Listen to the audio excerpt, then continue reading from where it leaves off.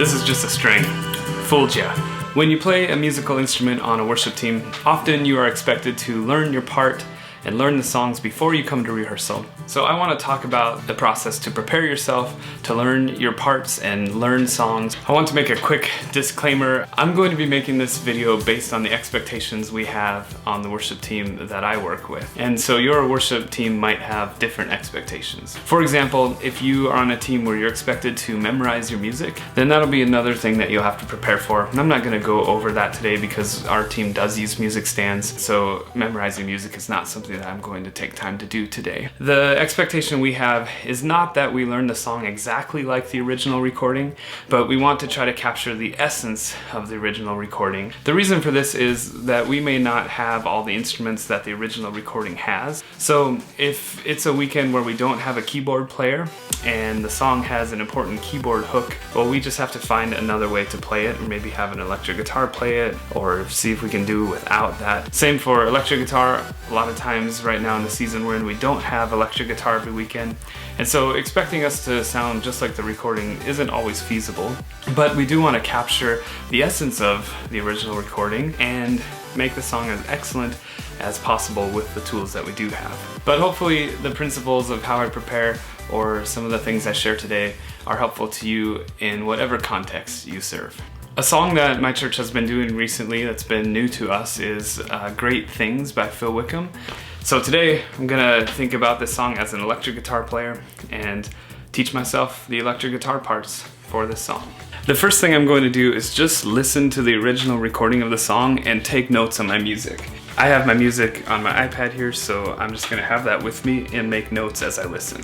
There are a few things that I'm going to consider as I do this. I know that I'm the electric guitar player for this weekend, but what other instruments do we have on the team? I'm gonna be listening for where my part fits in to theirs. I'm also going to be taking into consideration my skill level as a musician and finding which parts I'm able to play. As I pull up the song here in Planning Center, we have two versions of it available. There's the studio version that has electric guitar, and then there's the acoustic version, which does not appear to have electric guitar. I'm going to listen mostly to the acoustic version because that setup sort of represents the band that we have scheduled for this weekend.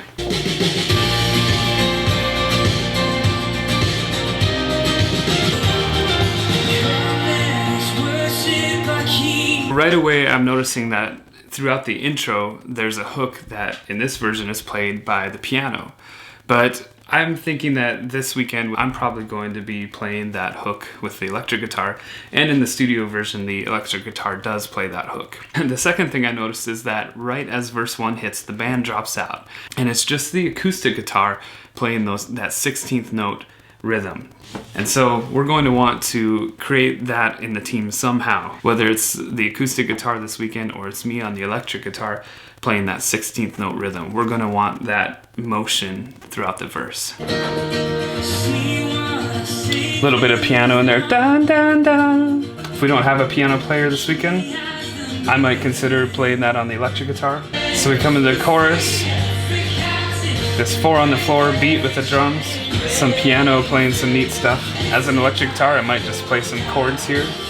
Just give it a nice wash on the chorus, might be a nice thing to do. So I would go ahead and work my way through the whole song, taking note of the parts that I need to learn to play. I would figure out how to play those parts in the key that the recording is in. So this recording is in B flat. I'm gonna go back to the beginning and learn that hook that the keyboard's playing in this version.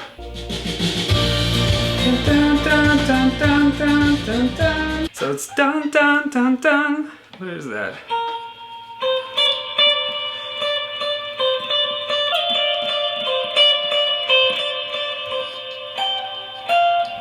Is that right? There it is.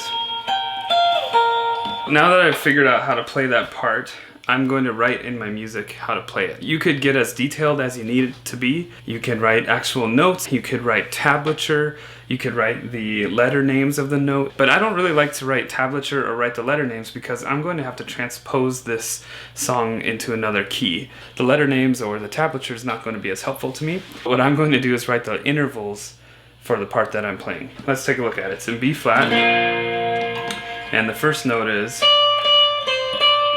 and that's a D. That is the third of the chord. So I'm gonna go ahead and write on my music 3. And let's see, it goes 3, 3, down to 2. So I'm just gonna write that down. It does that 3 times. 3, 3, 2, 3, 3, 2, 3, 3, 2. So that's 4, 5. And then it does it again. 3, 3, 2, 3, 3, 2, 3, 3, 2. And then it goes 6, 5, 1, 6, 5, 1. I do have to switch this to the key of A because that's the key we're doing it in this weekend. So I'm gonna go ahead and do that now and then teach myself the new part in the key of A. I moved my capo, so now I'm in the key of A. And I'd written in my music 3, 3, 2. So that's gonna be C sharp, C sharp, B. So I'm gonna go and play that up here. And then it goes 4, 4, 5.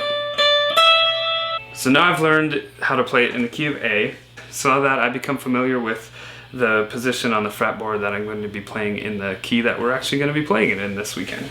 Now, if the song is not a new song to you, you probably don't have to do all these steps of learning the part. You maybe already know the part from last time you did the song, but it's still helpful to think through how does this song go, refresh your memory on it, what parts am I going to need to play this weekend with the team that we have this weekend.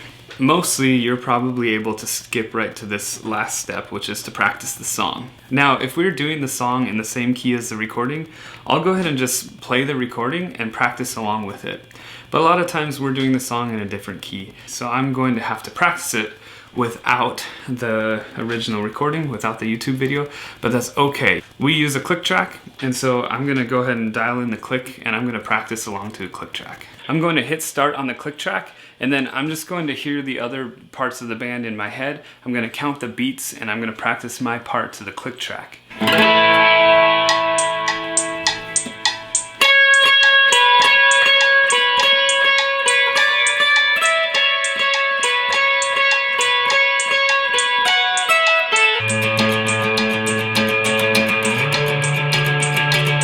Oh, hero, oh, heaven, you conquered the grave.